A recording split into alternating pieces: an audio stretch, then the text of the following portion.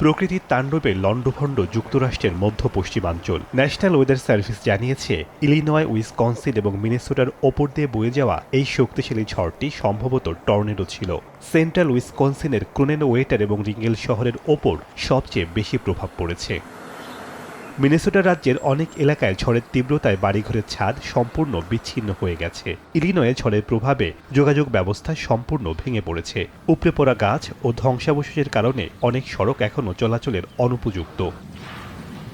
Tornado পরবর্তী উদ্ধার ও পুনরুদ্ধার কাজ ইতোমধ্যেই শুরু হয়েছে। বিদ্যুৎ সংযোগ বিচ্ছিন্ন থাকা এলাকাগুলোতে কাজ করছেন উদ্ধারকর্মীরা। স্থানীয় প্রশাসন ক্ষতিগ্রস্ত পরিবারগুলোকে সহায়তার আশ্বাস দিয়েছে। প্রাণহানি না ঘটায় স্বস্তি প্রকাশ করেছেন সংশ্লিষ্ট কর্মকর্তারা। তবে সম্পদে যে বিশাল ক্ষয়ক্ষতি হয়েছে তা কাটিয়ে উঠতে বেশ সময় লাগবে বলে মনে করছেন স্থানীয় প্রশাসন।